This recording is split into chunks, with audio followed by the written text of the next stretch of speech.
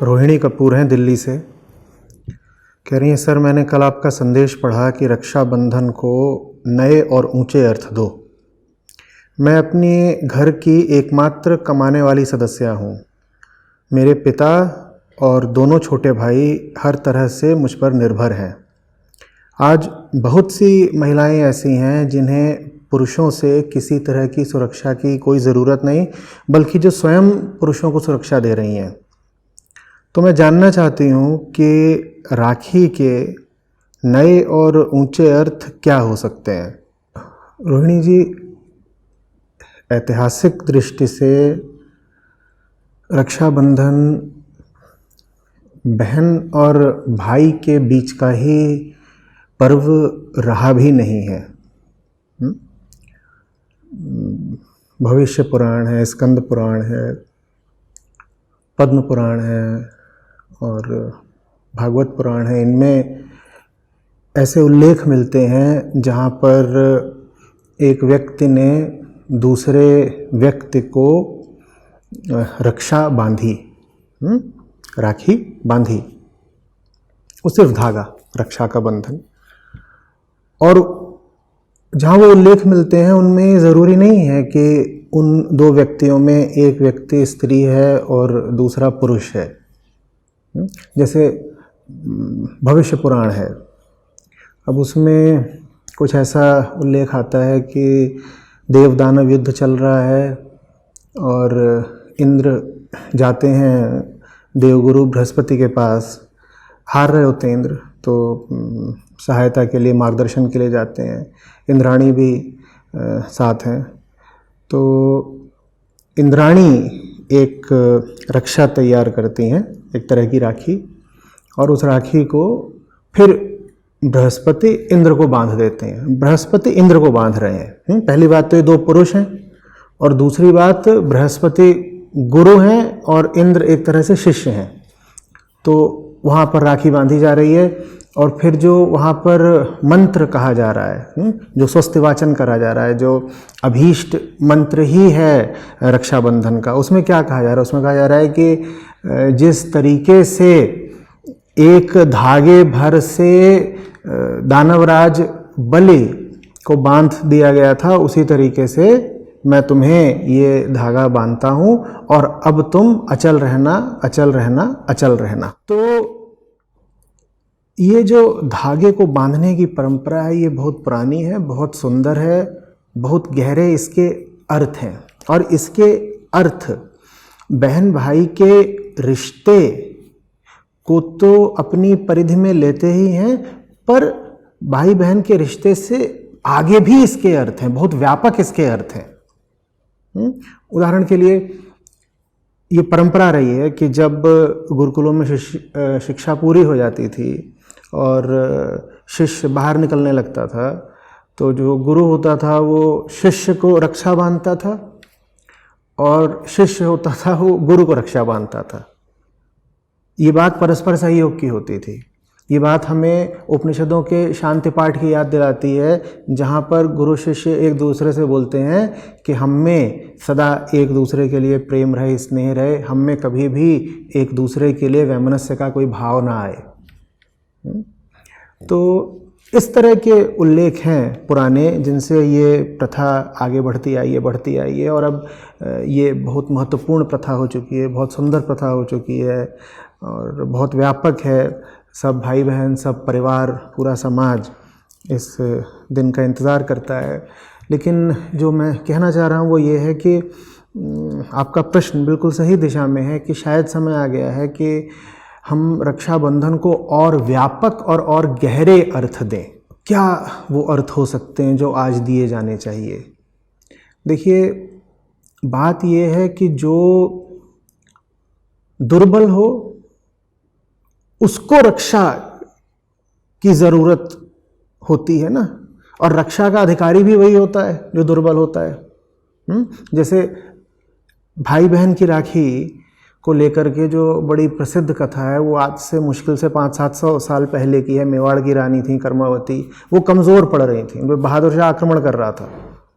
ये कहानी बहुत प्रसिद्ध है।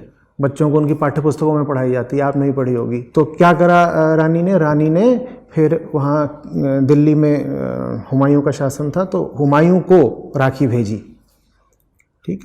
तो वहाँ से फिर ये लोक परंपरा और सुदृढ़ हो गई कि ये तो भाई बहन का ही रिश्ता है। लेकिन बात इसमें यह है कि दुर्बल को रक्षा की ज़रूरत है। रानी दुर्बल थी इसलिए उन्हें रक्षा की ज़रूरत थी, ठीक है ना। बात यह नहीं है कि रानी महिला थी या रानी बहन थी इसलिए उन्हें रक्षा की ज़रूरत थी। उन्हें रक्षा की ज़रूरत इसलिए थी क्योंकि वो दुर्बल पड़ रही थी। आज दुर्बल कौन है? बिल्कुल ठीक कहा आपने कि जैसे आप अपने घर की कमाऊ सदस्य हैं और आपके पिता हैं और आपके छोटे भाई हैं, वो तो बल्कि आप पर आश्रित हैं, उसी तरीके से आज महिलाएं जीवन के सब क्षेत्रों में आगे निकल चुकी हैं, खुद कमा रही हैं, खा रही हैं, बहुत तरीक़ों से बहुत मजबूत हो चुकी हैं। तो भाई बहन का त्यौहार तो ये रहे ही, उसमें एक ऐतिहासिक और परंपरागत महत्व है, लेकिन बात उससे आगे जानी चाहिए। आज कमज़ोर कौन है हमको ये देखना पड़ेगा। आज कमज़ोर सबसे ज़्यादा पर्यावरण है, पृथ्वी है। आप जानते ही हैं कि अभी स्थिति क्या है, बारिशें किस तरह से हो रही हैं दुनिया में, आप समझ रहे हैं। मौसमों का पूरा चक्र बदल गया है। अब तो अंतर्राष्ट्रीय स्तर पर वैज्ञानिकों ने ये स्वीकार भी कर लिया है कि ये जो क्लाइमेट चेंज, ये जो पूरा तापमान परिवर्तन और ये पूरी विभीषिका है, ये उस हद को पार कर चुकी है जहाँ पर इसे अब वापस पलटना, ठीक करना भी शायद संभव नहीं रहा है। हम चाहते थे कि जो औसतन वैश्विक तापमान है वो 1.5 डिग्री से ऊपर ना जाए, पर अब वो संभव नहीं हो पाएगा। बहुत ज़बरदस्त ये संकट हमारे सामने खड़ा हुआ है। इस समय सबसे ज़्यादा रक्षा की ज़रूरत तो पृथ्वी को है। प्रतिदिन सैकड़ों प्रजातियां हैं जो सदा के लिए विलुप्त हुई जा रही हैं जीवों की। मैं एक दो की नहीं, सैकड़ों की बात कर रहा हूँ। इसमें से कुछ तो ऐसी हैं जो बिल्कुल प्रकृतिगत कारणों से विलुप्त हो रही हैं। हमेशा कुछ प्रजातियां हैं जो थोड़ी थोड़ी विलुप्त होती रहती हैं, लेकिन अधिकांशतः जो अभी ये स्पीशीज़ लॉस या बायोडाइवर्सिटी लॉस हो रहा है वो आदमी की करतूत है, वो हमने करा है, वो एंथ्रोपोजेनिक है। तो ये सब जो खत्म हो रहे हैं, एक दो जानवरों की बात नहीं हो रही है, एक दो प्रजातियों की बात हो रही है, समझ रहे। पहले तो जानवर से ऊपर प्रजाति, और यहाँ पर मैंने कहा प्रजातियों की नहीं बात हो रही, प्रजातियों में भी सैकड़ों प्रजातियों की बात हो रही है। एक जीव ही खत्म हो जाए तो ये भी एक दुख का विषय होता है। यहाँ हम एक जीव नहीं, एक प्रजाति की बात कर रहे हैं, और फिर एक प्रजाति से आगे हम कह रहे हैं प्रतिदिन सैकड़ों प्रजातियाँ पेड़ों की, पौधों की, छोटे मोटे जीवों की, हर तरह के जीवों की खत्म हुई जा रही हैं। उन्हें इस वक्त सुरक्षा की ज़रूरत है। भाषा को सुरक्षा की ज़रूरत है। आप दिल्ली से हैं, दिल्ली में आपको कहीं भी लिखित में हिंदी दिखाई दे रही है?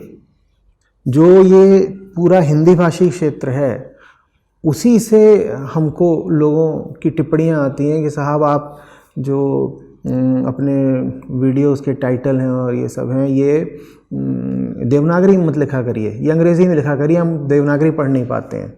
और ये बात कहाँ के लोग बोल रहे हैं? ये बात कोई विदेशों के लोग या दक्षिण भारत के लोग नहीं बोल रहे हैं, ये बात लखनऊ और कानपुर के लोग बोल रहे हैं, समझ रहे हैं। आप कनॉट प्लेस निकल जाइएगा, वहाँ पर आपको कोई बैनर, होर्डिंग कुछ मिल जाए देवनागरी में लिखा हुआ तो बात करिएगा।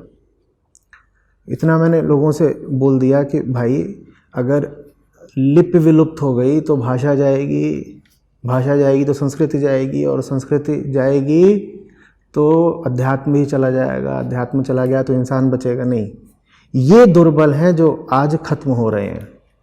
हम कहने को कहते हैं सत्यमेव जयते, लेकिन वो बात बहुत आखिरी तौर पर ही सच होती है और बड़े गुप्त, बड़े रहस्यमयी तरीके से सच होती है। अगर आप अपने आसपास का माहौल देखें तो जीत तो झूठ ही रहा है। मैं कहा करता हूँ कि सच तो बहुत छोटे बच्चे की तरह है, उसे बड़े जतन से और बड़ी नज़ाकत से पालना पोसना पड़ता है, बड़ा करना पड़ता है। तो सच को आज सुरक्षा की ज़रूरत है। मैंने कहा प्रकृति, पर्यावरण, पशु, पृथ्वी, मैंने कहा भाषा, लिपि, मैं कह रहा हूँ सत्य, मैं कह रहा हूँ अच्छाई, सच्चाई, आज इनको चाहिए हमारा संरक्षण।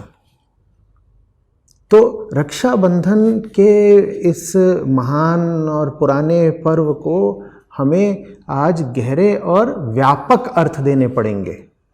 हमें साफ साफ देखना पड़ेगा कि समकालीन परिवेश में, माने आज के माहौल में, कौन है जो दुर्बल है, कौन है जिसे वास्तव में सुरक्षा दी जानी चाहिए और उसको हमें सुरक्षा देनी पड़ेगी। गौर से देखिए ना कि क्या क्या है जो मिटा जा रहा है। बहुत अच्छा है लेकिन मिटा जा रहा है। आज मैं चाहूँगा कि हम उसकी सुरक्षा का संकल्प लें। वो सब कुछ जो बहुत अच्छा है पर मिटा जा रहा है।